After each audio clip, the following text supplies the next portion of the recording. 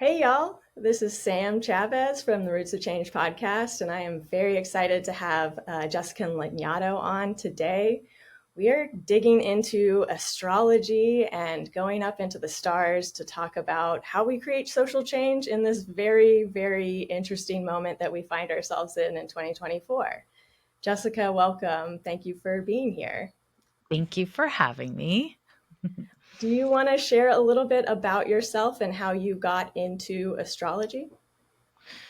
Sure, yeah. I had an interest in astrology when I was really little, and I am from Canada. I'm from Montreal, Quebec. And when I was the school system's different there, but when I was in essentially college, I went to an alternative college and there was an introduction to astrology from a Jungian perspective taught.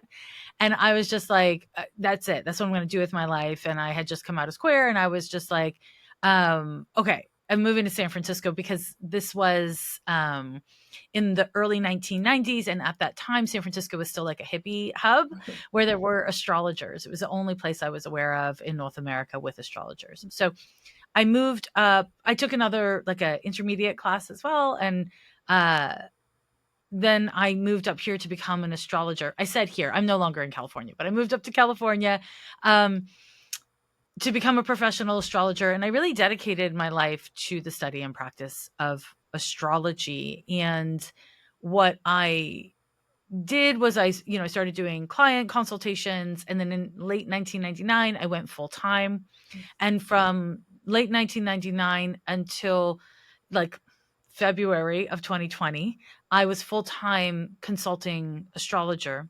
But what happened was I saw COVID coming and I saw the social unrest coming, and so I stopped taking clients starting March 2020.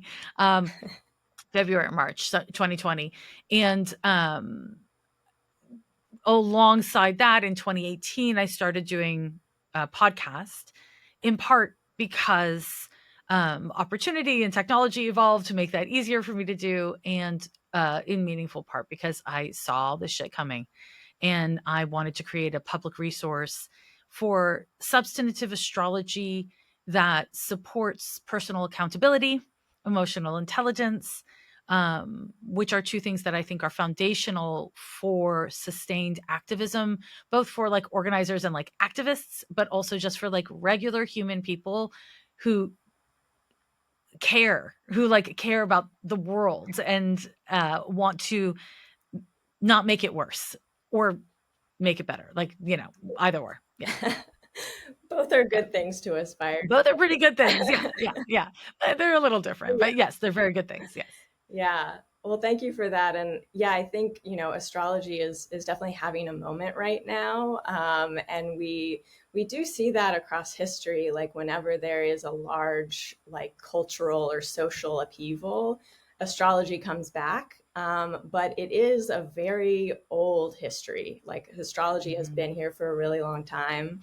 And I was sharing, I'm actually traveling across the country right now. And so I'm in Nashville and I've been driving through like Oklahoma and Missouri. And, it's, you're seeing a lot of like churches and things. And you also see how the US got made and how like capitalism is very much like it reigns supreme. And I always think about like economists who are like, oh, astrology, how silly astrology. Like, what we really need to talk about is economics. And I'm like, well, economics were made up by humans. And astrology has been around for quite some time. So I was hoping you could kind of Mhm. give us an understanding of astrology and that longer history, and why Yeah. people still think about astrology today. It's interesting when people in economics say like, "Oh, astrology's silly." When there's this famous quote from what's his name, like famous capitalist Warren Buffett, who says, "Millionaires don't use astrology, billionaires do." Mm, Corporations consult with astrologers. Very wealthy people consult with astrologers because there's something called financial astrology. mm, There's like this really important thing to a functioning society where everybody is obedient It's you have to like siphon off to the church, you have to siphon off to the state.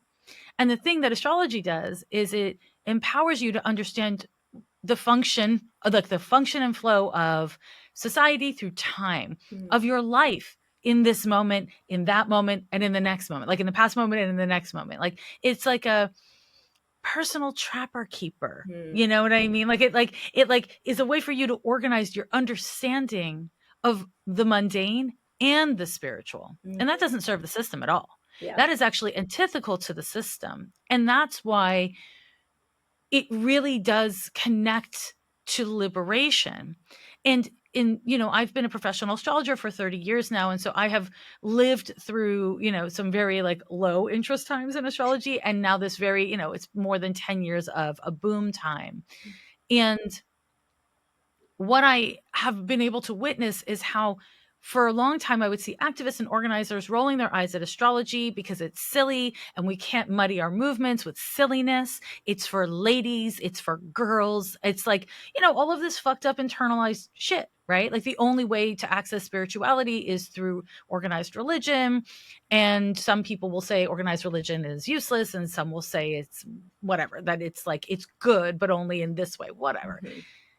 But what I have seen is that through the burnout of the constant onslaught, not just of the painful ways our world has changed so quickly in the last 10, 20 years. Yeah.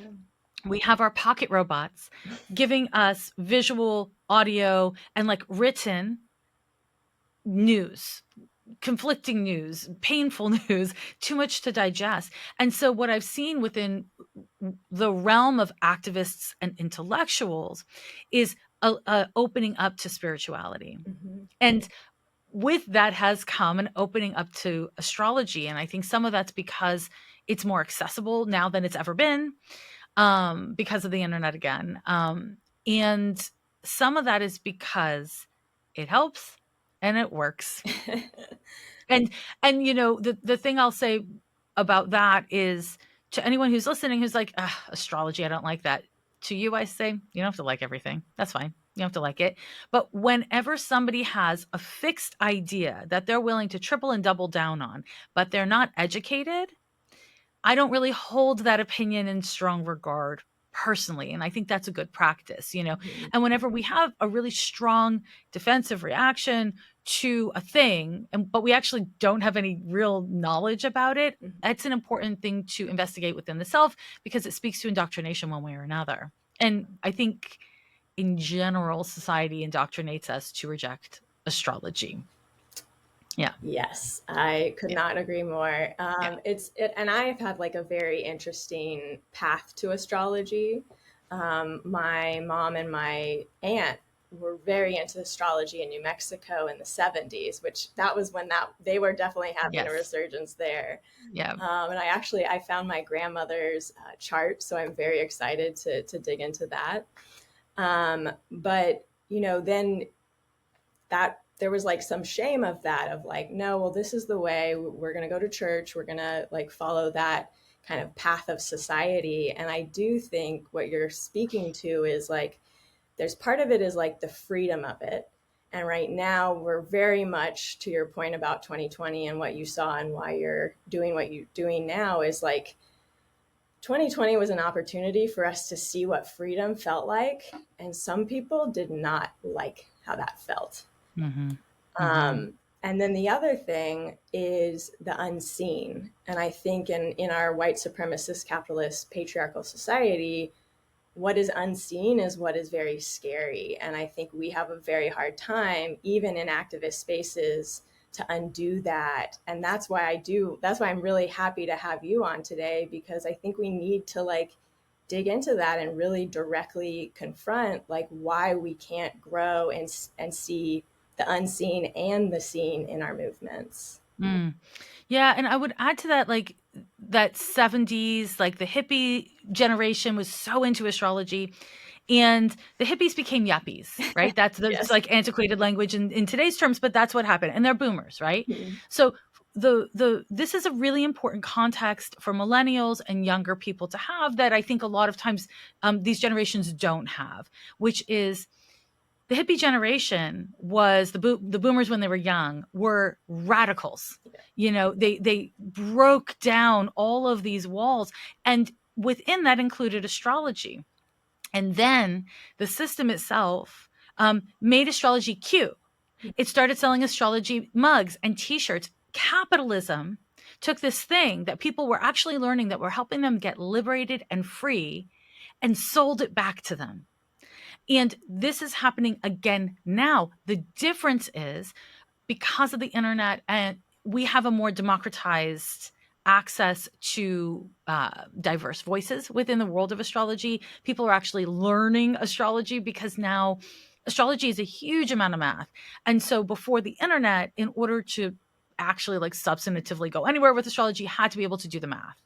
And now you just press a couple buttons on a website for free, and then you look at a blog post and Yeah. you know, call yourself an astrologer. So it's like it's a different world. But I think it's important to acknowledge capitalism's role as well as the church's role Mm-hmm. in squashing astrology, because we are living at the dawn of an era of white Christian nationalism. And anyone who thinks that our current access to astrology is going to stick, I don't think is thinking forward very far, um, because it does threaten the state. It does threaten obedience specifically. Mm-hmm. And I think that it's, I could go on, but I'll just shut up there and let that hang. Yeah.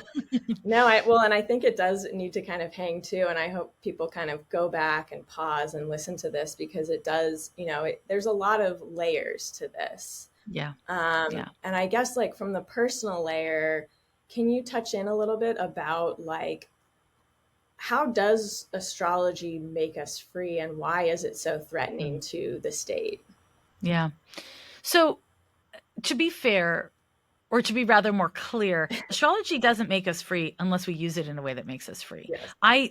There is endless resources online saying an Aquarius girl is like this, an Aquarius boy is like that. It's a full moon. You're going to walk through a portal, and the portal's going to change you, but like forever. Like, there's a bunch of that, right? Sorry, but Oh, I like there love is. that. That was Yeah. great. Yeah, I know. I mean, it's like everything that I hate, and also it's like, yeah, and people get a lot of value out of it. And listen, I go to a restaurant and there's a cookie and it has a fortune in it, and I eat the cookie and I read the fortune, and sometimes I'm like, oh my god, that totally clicks. I love it. Yeah. And I think there's nothing wrong with getting value from things that are not deeply substantive. And I think we need to, within our movements, hold space for levity and like some silliness. Like, not everything has to be fucking like, like deep in all ways at all times. Now, that said, the way that astrology helps us get free is that when used substantively, it empowers us to understand difference, to navigate difference, to be able to communicate across difference. And this helps us to be in community with people who are part of our coalition, but not part of our crew, people who we agree with on this, but not on that. It helps us to see the humanity in the people who are opposed to us, and to approach their humanity as a way to change. Because listen, you can run around with a fucking hammer trying to hit people over the head to be like, agree with me, you're wrong, agree with me, you're wrong. How's that going to work? Like, how does that work? Mm-hmm. I think that's called fascism, actually. And in order for us on the left, the left is a really big space, but like, Yeah. left of right, Not fascist. not fascist, right? Not fascist.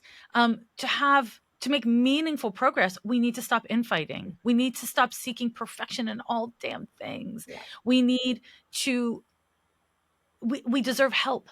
And again, the thing about astrology, and this is something that I'm always saying in my work, predictive astrology, which is only a teeny tiny part of astrology for those who don't know. Predictive astrology is like looking at a weather report, right? Mm-hmm. You can see the weather. My little app today told me that there's like 90% chance of rain tomorrow. But you know what? That doesn't mean it's going to rain 100% of the day. Mm, It means it's going to 90% chance at this moment of it raining at some points of the day. And so astrology does something similar. It tells us, okay, this is a rainy day coming up. So what can you do with it? You know, mm, what can you do with that information? Well, maybe don't plan to go to the beach. Maybe don't straighten your hair. Like there are certain things that you could be helped by. You can also, on a deeper level, over time, use astrology as a way to deepen your emotional intelligence, your personal accountability, to work through your shit, and become more aligned, right? Become a healthier version of yourself. And for me, key and central to how I use astrology, and not key and central to astrology itself per se, because it's a tool that adapts to the user. Um, Astrology can be used to center and understand what community care is. mm, It can be used to understand social and political um, happenings. And it can show us as activists and people of humanity, people who care, what we're up against, mhm. which again helps us to prepare. You know, Yeah, so I'm not sure if I fully answered that question, but that's like my good starting point. Yeah, no, no, that's really helpful, and I think there's so many threads to pull, and I think what for me personally, a lot of it is like taking yourself out of the like main focus. One, really Yes. being able to see the larger picture, and that being like so many different layers too, because I think I'm part indigenous in New Mexico, and I think a lot about that longer history of like indigenous folks think about it 7 generations ahead and 7 generations behind, and I think Mm, astrology really does that, and that separates us from like the larger whole of how we are contributing to this society. mm, And I also think like one thing I want to touch into is what you said around, and what I'm going to reframe as curiosity, of like just like having a little bit more delight in our lives, in our movement. I mean, I feel like I was out on the Southwest. I road tripped around Arizona and Nevada for the election. And when I got home, I was exhausted, and Donald Trump won the election. And I was like, I'm going to take a break. yeah. Yeah. um, and, you know, like we have to kind of see that larger picture so that we can build in our curiosity, so that we can, take a different picture of the world and how we're contributing, but also how other folks are around us. Yeah. I saw so many people after the election, in particular in online spaces, just be like, I can't. I just can't. I put in all this energy and all this effort and it didn't work and I can't. And when I see that, I think, okay, so you've misunderstood the assignment. Mm, The assignment is not to succeed today. It would be great. That's the I ideal. would love But that. the yeah, me and you both, right? Like I would like to just like flip a switch and be done with this shit. But the assignment is to commit to the path. And when we learn from the boomers, when we learn from the hippies that eventually turned into yuppies, which is, for folks who don't know what that term is in reference to, it's people who tripled down on capitalism. They were like suburbs. Fuck yeah. They were, they went from, astrology loving, free loving, a lot of them activists or activist light, to just being like, none of it worked. None of it worked. We didn't change the world the way we thought we would. So fuck it. I'm going to get mine. Yeah. And that's something that we must learn from, to understand that it's not about validation of your efforts. It's not about each individual win. It's about committing to the path, because the path is the way. Mm, And even if it doesn't show, even if we don't get the gains we want in this generation, which of course would be awful, we are not just doing it for ourselves. Like me personally, I don't have kids. I'm not going to, but so I'm not like doing it for my grandchildren, which I find to be like such a fucking like, nuclear family centric way of framing things, but Yeah. it works for people. But I am doing it because it's the right thing to do. Hmm. Is for me, it's not even like for generations ahead, although yes, that, but it's really just because it's the right thing to do. And that at a certain point is the reward. And if it isn't the reward, then it's not your true motivation. Do you know what I mean? And again, I think that every single person is fucked up.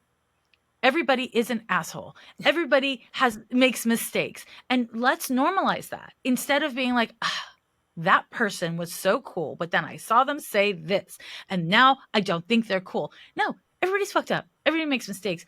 If we can stop being so carceral towards ourselves, towards our enemies, towards our allies, if we can be more empathetic. And again, to me, this is about building a strength of emotional resiliency. Hmm.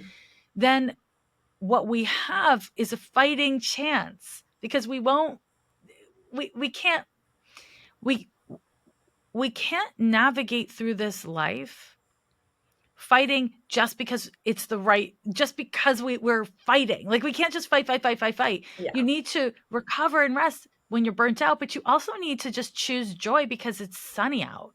Yeah. Sometimes you just need to choose joy because, somebody told you a joke and you actually like laughed in your belly and you were like, oh, my body just told me I needed to keep on laughing in my belly. I'm taking a day away from my pocket robot or whatever, right? Yeah.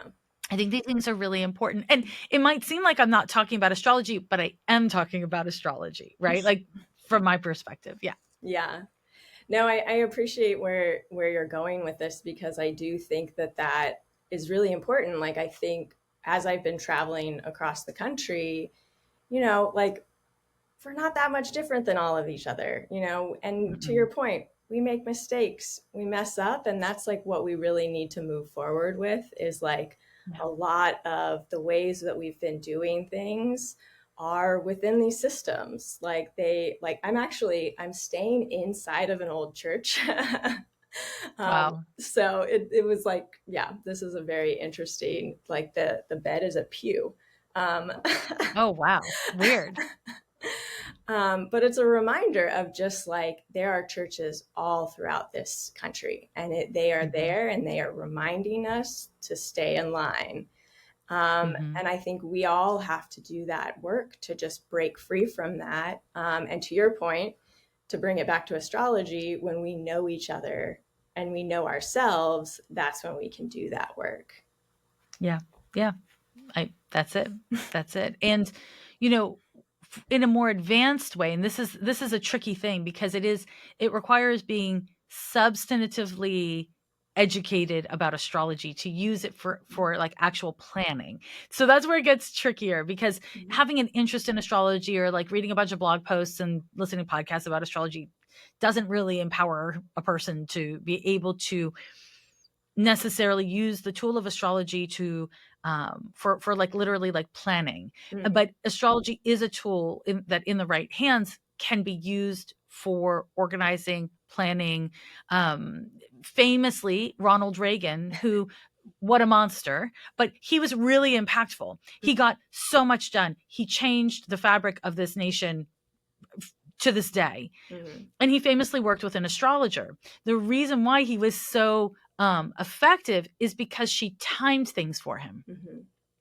And so this is one of those things where it's like, in the right hands, we can use the tool to time strikes and other forms of action. Mhm. But it's about and this is really like an important thing to me, so I'm going to say it. It's about recognizing how much people who are fans of astrology don't actually respect the tool, Mhm. because if you respected it, then you wouldn't use it willy-nilly, which I think a lot of people do, which speaks to like, I think it's really about like deep Christian rooted problems with astrology.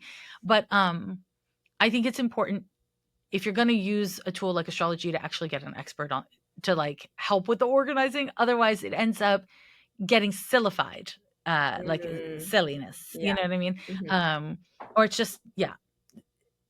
And I think like looking at astrology as a way to like look at like, okay, well, but like that person's a Scorpio, so that means X. That's like, again, a total misuse of the tool. Yeah. Total misuse of the tool. Yeah. Distraction, and I get that everybody does it, but I will forever point people away from doing it. Yeah. Yeah, no, I appreciate that. And I think so. We're actually going to transition into the private podcast, and we will talk about using astrology for strategy, particularly like on how you built Ghost of a Podcast, but also just, within our movement spaces. Um, Before we turn it over, is there anything else you want to share around like astrology that people should know in this moment and as we move forward with the administration and just this reality? Mm. Things are not going to get better. We could make them better, but they're not going to get better. Yeah. Um, I mean, I could give an hour-long talk right now to answer your question. But the astrology of the United States, but also, Mm, I don't remember how many charts I pulled. Dozens of charts of nations mm, that are going through Pluto transits at this time and or swiftly upcoming. The world it's not just the United States, although the United States is a global megapower and important to clock. Um, the whole world is going through profound activation, and our fears are being weaponized against us. Um, Power is tripling down on getting more power for itself. Like all the things you and I think are happening are happening. mm. They're reiterated astrologically. And the antidote is community care, period. The antidote is community care. And there's so many different ways that can show up. There's so many different ways that different kinds of people with different resources in different places at different times can engage in community care, but community care is the antidote. It's the thing they can't break. It's the thing that we can do even if they turn off the internet or the water is poison or whatever the fuck it is. Like, Mm. it is the thing. And so that is the most succinct answer I can give you. Well, I think that's really good advice, and definitely, yeah, it's a wild moment, and I Yeah. definitely I want to have you back on and talk about like the history of the United States and the astrology of our country, because that has been very Yeah. interesting. Yeah. It's a very intense. And I think a lot of people have, because of how many astrologers spoke about the Pluto return of the United States Hmm. and how evidential our conversations have, proven to be so quickly, right? Hmm. I think that's also made a lot of people be like, astrology, Yeah, yeah. Yeah. I mean, I've not. I mean, we're going to get into that. I've definitely used astrology to time and build my business and my own have just better boundaries in how I work. So before we just jump into that, do you want to share kind of where people can find you for the public podcast, and then we'll jump into the private version? Sure.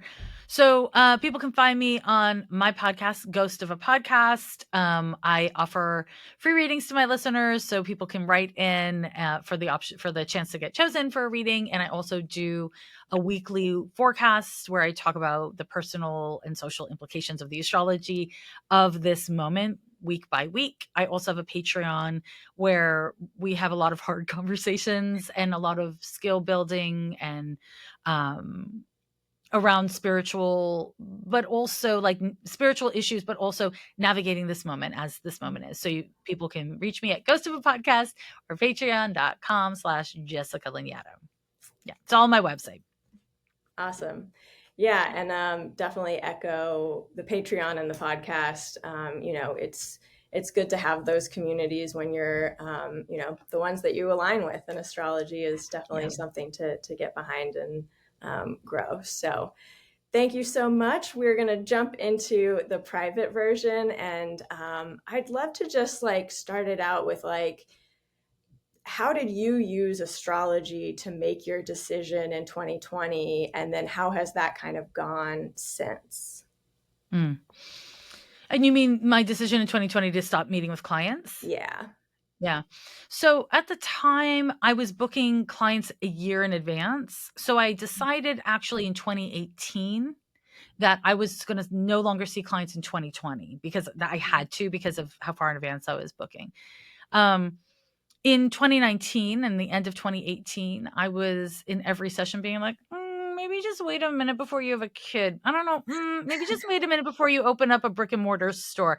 And people were sick of it. Like I was getting more and more burnt out by being like, no, to everybody. And people were clearly, like, some people were annoyed by that, or people didn't understand. And, there's a meaningful difference between one-on-one consultation, in which it is completely inappropriate for me to share my politics, and one-on-many work, which is what I'm doing now with my podcast or on my Patreon, where I can share my politics, right?